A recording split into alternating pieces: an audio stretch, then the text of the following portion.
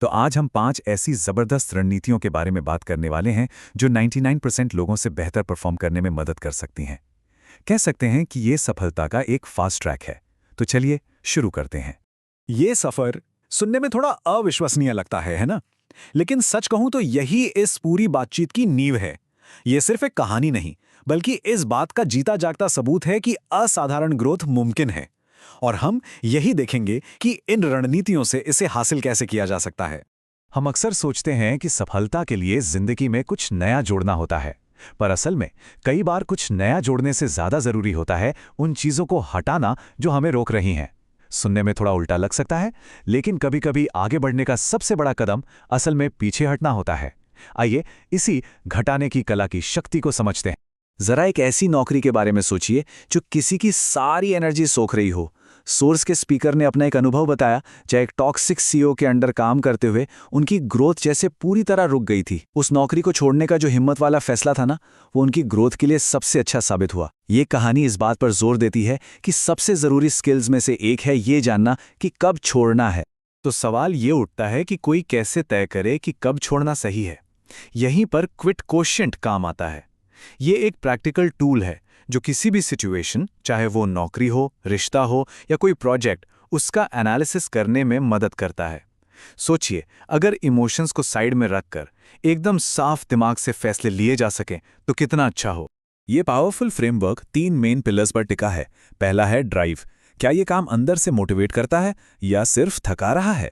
दूसरा है फिट, क्या ये माहौल ग्रोथ के लिए सही है। और तीसरा ग्रोथ, क्या यहां रहने से भविष्य में नए दरवाजे खुलेंगे। इन तीनों को 1 से 10 के स्कोर करके किसी भी सिचुएशन का एक ऑब्जेक्टिव स्नैपशॉट मिल जाता है। और ये देखिए कि ये स्कोर एक्शन में कैसे बदलते हैं।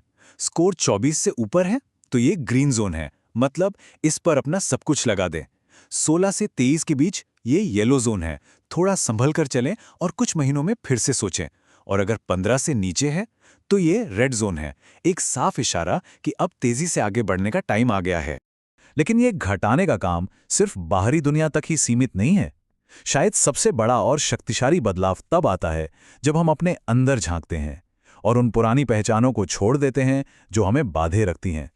सोर्स के स्पीकर ने अपनी जिंदगी में कई अलग अलग रोल निभाए हैं, एक इन्वेस्टमेंट बैंकर से लेकर एक साधु और फिर एक सीईओ तक। ये दिखाता है कि हमारी पहचान कोई पत्थर की लकीर नहीं है। हर रोल ने उन्हें कुछ नया सिखाया, लेकिन किसी एक ने भी उन्हें पूरी तरह से डिफाइन नहीं किया। ये एक बहुत ही जरूरी सबक है। तो यहाँ सबसे जरूरी बात यह है कि जबरदस्त ग्रोथ तभी होती है जब अपनी पुरानी पहचान को छोड़ने की हिम्मत हो। हर बड़ी छलांग के लिए उस इंसान को पीछे छोड़ना पड़ता है जो हम कभी हुआ करते थे। तो जब घटाने की कला में महारत हासिल हो जाए तो अगला कदम है अपनी अंदर की शक्ति को बनाना। ये वो इंजन है जो हमें तब भी आगे बढ़ाता है जब बाहर के हालात मुश्किल हों। देखिए, मोटिवेशन 2 तरह का होता है। बाहरी मोटिवेशन, जैसे पैसा या शोहरत, एक धक्के की तरह है जो अक्सर अंदर से खोखला महसूस कराता है। वहीं अंदरूनी मोटिवेशन, जैसे कोई मकसद या सीखने की चाहत, एक खिंचाव की तरह है और ये कहीं ज्यादा पावरफुल और टिकाऊ होता है। स्टारबक्स के फाउंडर इसका एक बेहतरीन उदाहरण है। उनका क्यों सिर्फ कॉफी बेचना नहीं था, बल्कि एक ऐसी जगह बनाना था जहां लोग जुड़ा हुआ महसूस कर सके। इसी गहरी अंदरूनी प्रेरणा ने उन्हें सालों तक रिजेक्शन झेलने की ताकत दी। तो सोचने वाली बात है, किसी का क्यों क्या है? वो कौन सी गहरी प्रेरणा है जो मुश्किल समय में भी आगे बढ़ाती रहेगी? अब ये सुनने में शायद थोड़ा अजीब लगे, लेकिन अंदरूनी शक्ति का दूसरा हिस्सा जानबूझकर मुश्किलों का सामना करने से आता है।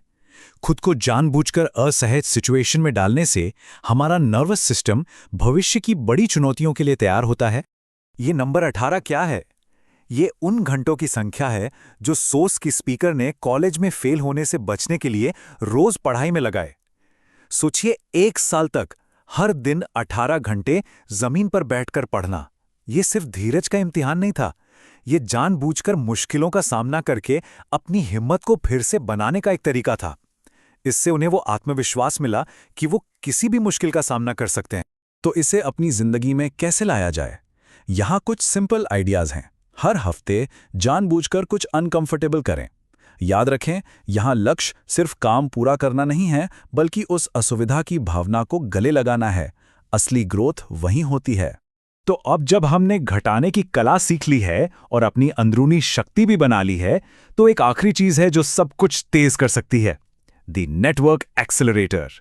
इसे ऐसे सोचिए, नेटवर्क एक एक करके नहीं बल्कि तेजी से बढ़ता है। मेटकाफ का नियम यही बताता है। हर नया इंसान सिर्फ एक और कांटेक्ट नहीं है, ये तो संभावित कनेक्शन का एक पूरा नया जाल है जो मौकों को कई गुना बढ़ा देता है। ये करियर के लिए कंपाउंड इंटरेस्ट की तरह है। एक छोटा सा शुरुआती कनेक्शन वक्त के साथ आपको ऐसे बड़े रिटर्न दे सकता है जिसके बारे में सोचा भी नहीं होगा, जो अक्सर किसी के अपने स्किल से भी तेजी से बढ़ता है। जैसा कि ये कहानी दिखाती है, एक जान पहचान अवसरों की एक पूरी चेन शुरू कर सकती है। लेकिन नेटवर्क का असली फायदा सिर्फ कांटेक्ट से कहीं ज्यादा गहरा है। जब हम तेज, शांत और क्लियर सोचने वाले लोगों के साथ समय बिताते हैं तो हमारा नर्वस सिस्टम भी अनजाने में उनके जैसा बनने लगता है। ये एक ऐसी ग्रोथ है जो किसी किताब या यूनिवर्सिटी से नहीं मिल सकती। तो इसका फायदा कैसे उठाया जाए? पहला, नेटवर्क बनाने को अपनी प्रायोरिटी बनाएं। दूसरा, मदद मांगने में बिल्कुल ना हिचकिचाएं। और तीसरा, उन लोगों के साथ समय बिताएं जो आपको तेज और बेहतर बनाते हैं।